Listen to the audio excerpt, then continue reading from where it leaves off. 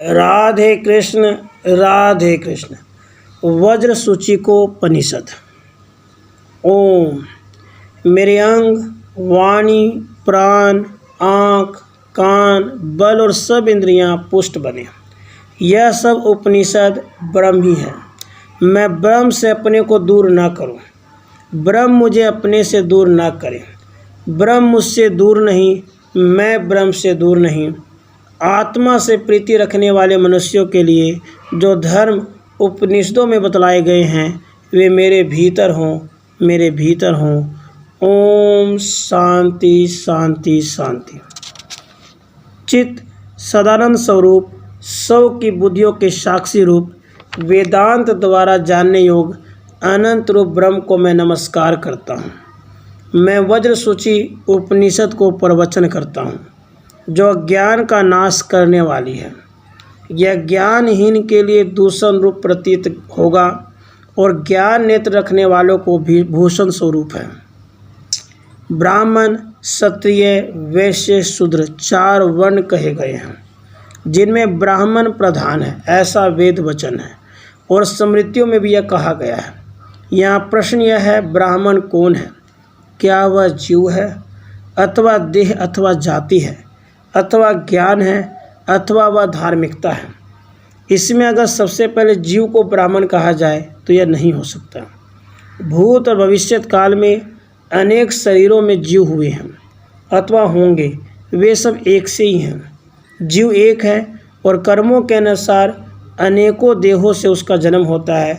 सब शरीरों में जीव में एकता रहती है, इसलिए जीव ब्राह्मण नहीं हो सकता। क्या यह देह ब्राह्मण है? यह भी नहीं हो सकता।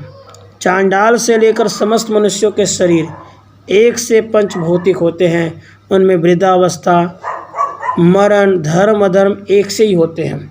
ब्राह्मण गोरा, क्षत्रिय लाल, वैश्य पीला, शूद्र काला, ऐसा कोई नियम देखने में नहीं आता। और न पिता भाई आदि के शरीर की दाही क्रिया करने से पुत्र आदि को ब्रह्म हत्या आदि का दोष लगता है, इसलिए देह ब्राह्मण नहीं हो सकता। क्या यह जाति है? नहीं, जाति ब्राह्मण नहीं हो सकती, क्योंकि भिन्न जाति वाले प्राणियों से भी अनेक महर्षियों की उत्पत्ति कही गई है। जैसे मृगी से श्रृंगी ऋषि, कुश से कौशिक, जम्बू से जाम्बुक, बोम्बी से वाल्मीकि, मलाह की कन्या से व्यास, शशक की पीठ से गौतम, उर्वशी वेश्या से वशिष्ठ, कलश से अगस्त्य ऋषि की उत्पत्ति कही जाती है। इस प्रकार से ऋषि बिना जाति के ही पूर्व में ज्ञानी हुए हैं, इसलिए जाति को ब्राह्मण नहीं कहा जा सकता। तब क्या ज्ञान ब्राह्मण है? यह भी नहीं कहा जा सकता। बहुत क्षत्रिय भी परमार्थ के ज्ञात्या और ज्ञानी हुए हैं, इसलिए ज्ञान से ब्राह्मण होना नहीं कहा सकता। तब क्या कर्म ब्राह्मण होता है?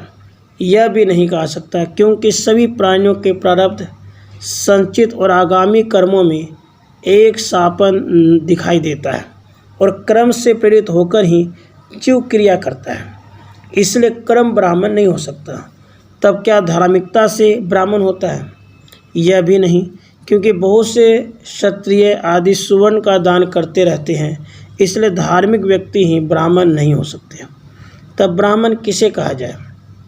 जो आत्मा के द्वैत भाव से रहित हो, जाति गुण और क्रिया से रहित होता हो, छह उर्मियों, छह भाव आदि सब प्रकार के दोषों से रहित हो, सत्य ज्ञान आनंद अनंत स्वरूप निर्विकल्प रहने वाला, अशेष कल्पों का आधार रूप, सब भूतों का अंतर्यामी, भीतर बाहर आकाश के समान व्याप्त, अखंड आनंद वाला, अपर में अनुभव से जानने योग्य, अपरोक्ष भासने वाले, आत्मा का करतलगत आमले की तरह साक्षात्कार करने वाला, कृतार्थ होकर काम राग आदि दोषों से रहित, सम दम आदि से युक्त, मात्सर्य तृष्णा मोह आदि से रहित, दम्भ अहंकार आदि से चित्त को हमेशा अलग रखने वाला ही ब्राह्मण कहा जा सकता है। श्रुति स्मृति पुराण इतिहास का यही अभिप्राय है। इससे भिन्न अन्य किसी प्रकार से ब्राह्मणत्व सिद्ध नहीं होता। आत्मा ही सच्चिदानंद स्वरूप है, आत्मा ही अद्वितीय है। ऐसे ब्रह्म भाव के मनुष्य को ब्राह्मण मानना चाहिए। यही सत्य है। राधे कृष्ण। राधे